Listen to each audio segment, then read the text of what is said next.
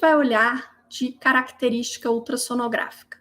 Olha, a gente tem 2 modelos para fazer essa avaliação, né, no ultrassom das características do nódulo. Tem um modelo que foi proposto pela Associação Americana de Tireoide em 2015, e tem um outro modelo mais novo que foi proposto pelo Colégio Americano de Radiologistas, né, e que ficou conhecido como classificação TIRADS.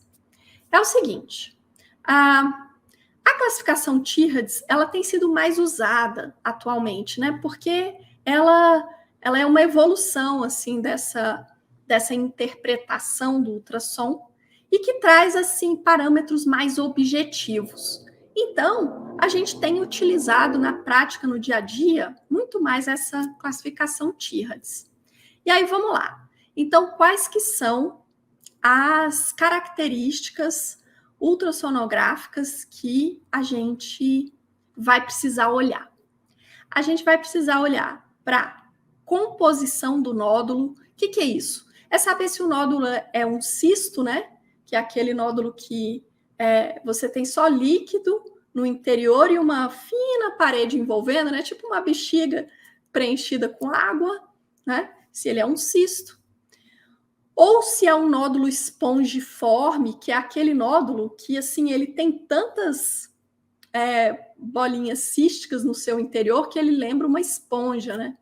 Ou então, se ele é um nódulo misto, que é aquele nódulo que tem um componente sólido e um componente cístico, ou ainda se o nódulo é sólido, né? Ou predominantemente sólido.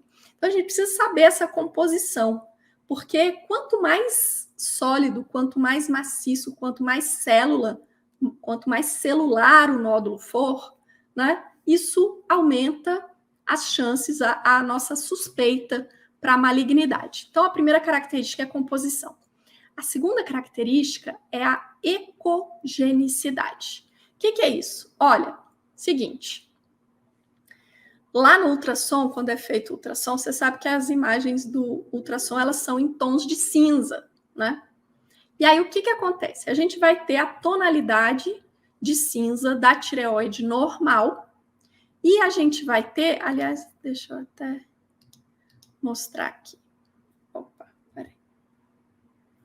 A gente vai ter a tonalidade de cinza, né, da tireoide normal. E aí, quando a gente tem um nódulo na tireoide, se esse nódulo for da mesma cor que a tireoide normal, a gente vai chamar isso de isoecogênico, quer dizer, é igual, né? Ecogenicidade igual. Então, é o mesmo tom. Por outro lado, se o nódulo for um cinza mais escuro do que o cinza da tireoide normal, daí a gente vai chamar isso de hipoecogênico, né? E quando o nódulo tiver uma tonalidade de um cinza mais claro do que a tireoide normal, a gente vai chamar isso de hiperecogênico, beleza? Então, e aí o que acontece com o nódulo tireoidiano? O que acontece é que quanto mais hipoecogênico ele for, né, maior é a chance dele ser maligno. A gente está aqui, ó, pontuando individualmente as características, tá bom? Então, a primeira foi a composição, a segunda é a ecogenicidade, né? Um nódulo, ele pode ser isoecogênico, que ele tem a mesma tonalidade, ou ele pode ser hiperecogênico, quando ele é um cinza mais claro do que a tireoide normal. Ele pode ser hipoecogênico, né? Que é quando ele é cinza mais escuro. Ele pode ser muito hipoecogênico, muito cinza escuro. Ou ele pode ser ainda um nódulo, quanto à ecogenicidade, ele pode ser anecoico. Anecoico é quando ele aparece preto na ultrassonografia. Isso caracteriza que é um cisto, né, que é só líquido ali, aparece preto mesmo. Então, se o nódulo for hipoecogênico, ou se ele for muito hipoecogênico, isso aumenta as chances desse nódulo ser maligno, beleza? A terceira característica que a gente olha é o formato dele. é o seguinte: um nódulo, quando ele cresce para trás, imagina aqui, ó, que a tireoide, né, na região anterior do pescoço, se você tiver um nódulo que cresce para trás, o nódulo que cresce para trás, inclusive que tem maior chance de comprimir o nervo laringeu recorrente, ele tem uma chance maior de ser maligno do que o nódulo que cresce assim, ó, para os lados, né? Ou que cresce aqui para baixo, por exemplo, né? Ou para cima. Porém, olha só, aqui tem um macete, É tipo assim, tem uma... Gente, não é um macete. Aqui tem uma interpretação. Tem um dado super importante na hora de você interpretar. Que é o seguinte, ó, aqui aparece assim, em relação ao formato, o nódulo, ele pode, se ele for mais alto do que largo, ele tem mais risco de ser maligno. Você fala, uai, como assim? Mas a Mona Lisa acabou de falar que um nódulo que cresce para trás é o que tem maior risco de ser maligno. Gente, o segredo aqui é o plano do ultrassom. Pensa comigo, na hora que o paciente vai fazer um ultrassom de tireoide, ele deita, né? E aí o aparelho é passado no pescoço. O que acontece?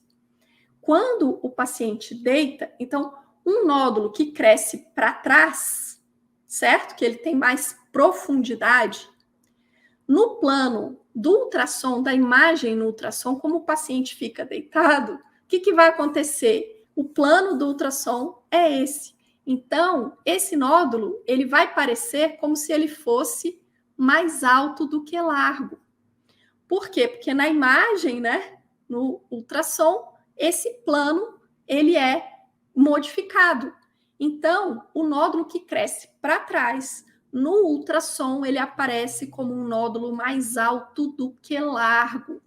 E isso aumenta o risco também do nódulo ser maligno. Uma outra característica que a gente também avalia, né, são as margens, né, os limites do nódulo. Então, quando um nódulo ele tem os limites bem delimitados, bonitinho, né? Ele é um nódulo certinho assim, as chances de malignidade são menores. Já quando os limites são irregulares, ou ainda se o nódulo ele tem uma extensão para fora da tireoide, né, uma extensão extratireoidiana, isso aumenta o risco de se tratar de um nódulo maligno. E a quinta característica que a gente olha é a presença de focos ecogênicos. O que é isso? São aqueles pontinhos brancos, né? São as calcificações, que podem ser calcificações mais grosseiras, né? Maiores, que têm um certo risco de malignidade, ou podem ser as calcificações pontiformes, né? E aí, o que acontece? Essas calcificações mais pontiformes, elas têm maior risco, né? A gente chama de microcalcificações, elas têm maior risco do nódulo ser maligno. Então, a gente vai olhar essas 5 características e falar, ai meu Deus, mas que coisa chata, olha quanta coisa. Olha só, tá aí uma coisa que assim, se você for olhando, analisando, né? E com a repetição, você acaba memorizando. E isso vai fazer total diferença na hora de você acompanhar o seu paciente.